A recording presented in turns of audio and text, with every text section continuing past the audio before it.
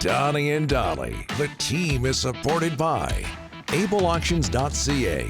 Closing your business? We can help.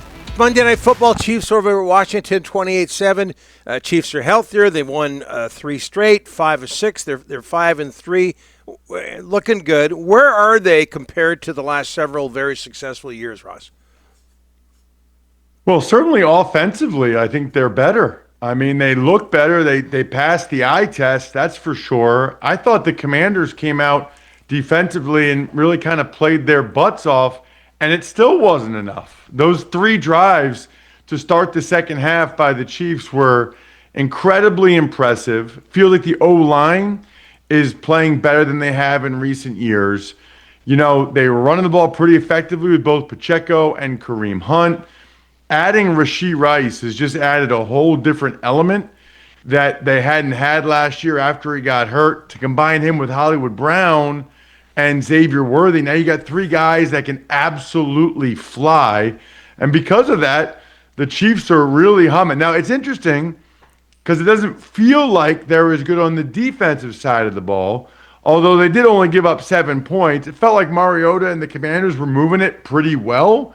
And I don't think the Chiefs' defense is quite what it has been, but they're still pretty good on that side of the ball. And the improvement on the offensive side of the ball feels like it's enough that the Chiefs are better than they were last year, even with a different record. I think last year at this point, they were undefeated, but interestingly, they have a better point differential this year compared to their opponents, even though they have 3 losses already. We've talked about this sort of thing before, Ross, but what goes through your mind when you see a gruesome football injury like the one suffered by Cam Scatterbo? Yeah, that's tough. That is really tough. I've seen that a couple times on the field where a body part was bending in an unnatural direction, and that is really tough to stomach because it's just so unnatural that your initial feeling is like of grossness, really. Yep. I don't have a better word for that. Scatterbo in particular, I just love the way he plays. I think everybody does. I mean, if you love football and you love the physicality and you love effort and heart and determination and grit, and I could just keep going on with words like this, how do you not love Cam Scatterbo? So to see that happen, you're upset for the team, you're upset for the fans, and in particular, upset for him, because I think the older I get now, I recognize not only is it going to be hard for him to come back from that, and any type of surgery and rehab, it's just grueling, mundane. It's really not fun, obviously. But, you know, there is a chance he doesn't ever get back to being the same player. And then that's also probably going to affect him the rest of his life. You know, I can speak to that. You know, once you have some of these injuries, it's not like, oh, I retired from football, everything feels great now. Like, that's not how the human body works. Just because you're not playing anymore doesn't mean everything magically turns back to being 100%. Okay, and this is something else we've talked about before, but it was very interesting, so I don't mind asking it again. How tough is it to get back to work as a player after seeing something like that? You know, I've been in that situation a number of times, actually. The scariest ones are usually when it's like a neck spine thing and the guy, you know, they put him on the backboard, they take the face mask off. I was part of a game where a guy actually got ambulanced off the field, and you really don't know how bad it is. You know that they're taught to take precautions, which is good, but you're not really sure. If you don't see the guy moving or whatever. The best way I can describe it is that the first play after that, it's sort of surreal, and it feels like it's slow motion. The second play, totally back to normal, like it never happened. I don't know why that is. It's like the first play is awkward, and then it's like, you know, bam, you're right back to like it never happened. I don't know what the dynamic of that is, the human psychology, but that was at least my experience. Hey, Ross, MVP talk. We're always talking quarterbacks, but we got to talk about Jonathan Taylor, the Colts running back. Man, is he having a great season. Where is he in your estimation when it comes to the MVP talk? So what's so interesting about that, Rick, is he's fantastic. And I think he's obviously the favorite for Offensive Player of the Year. Feels like he's sort of this year's Saquon Yeah. in terms of having an incredible year. But, they've had him a lot of years. Yeah. I think the guy that's providing the most value is Daniel Jones. And I'm not one of those people that loves that the quarterbacks get all the attention and always win the award or whatever. But let's just put it this way. If you ask the Colts, would they rather have Daniel Jones or Jonathan Taylor, they would say Daniel Jones because they know how important it is that someone is operating that position efficiently. I'm not sure why Daniel Jones isn't getting more attention for MVP.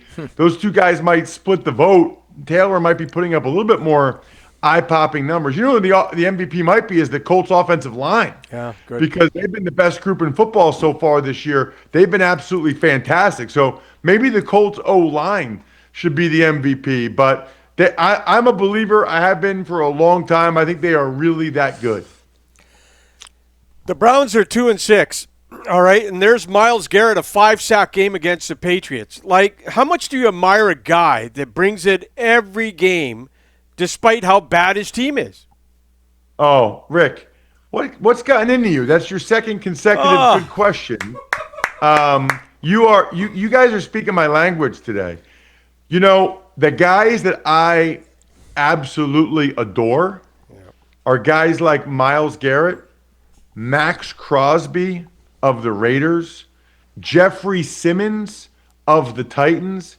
These guys, year after year, play for bad teams, so they're losing a lot, and they're getting consistently double and triple teamed because they really don't have teammates around them that can help to take the pressure off, yet they battle every snap, every game. They are the targeted one. They're the ones that the offensive line talks about all week. We're all trying to get our extra shot in on them to help our buddy, and yet they just battle. It's super, super impressive, the mental toughness part of that. Ross, Packers beat Aaron Rodgers and the Steelers 35-25. Jordan Love, 360 yards, 3 TDs. Can you tell us about your Twitter history with Jordan Love? Oh, man, that's amazing. I love stuff like that. It was 2021. Rodgers was hurt or sick, maybe COVID, I don't know.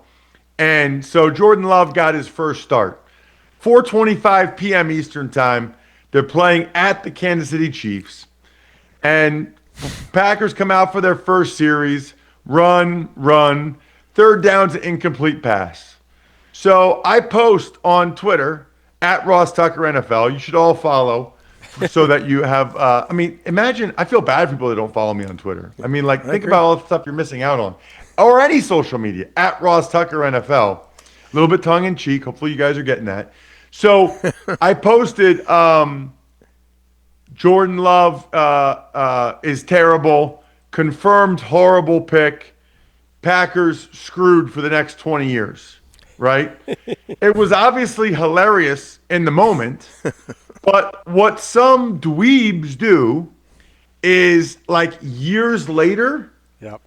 when Jordan Love was playing well in the playoff game against the Cowboys, they search Twitter for people saying bad things about Jordan Love, and then they repost my post making fun of me or replying, making fun of me, saying, oh, what do you think now? How's your evaluation now?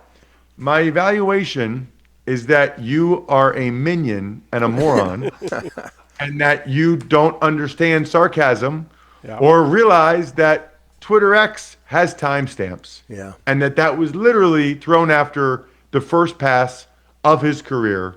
It was sarcasm.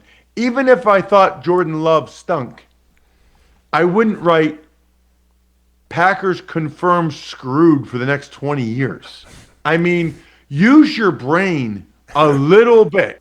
But that's not people. They're so excited to think they have something on somebody that they got to fire that thing off right away without realizing that they're looking like a real dollywall as opposed to looking like a Donnie, There you go. Hey, you know what? You know what needs to happen? A sarcasm emoji. Yeah. Somebody comes up with that, they can retire. Yep. Ross, You know what? It's almost better the other way, though. It's almost better. It's a very productive way for society to separate smart people from dumb people. That's one of the greatest things about social media is it's right there. People are showing you how dumb they are every day, and we all get to see it together. Nothing dumb about this segment, Ross. Thanks for this. I know you got a busy weekend. Yeah, man. 2 games. It should be fun. Thank you guys for having me. Take care.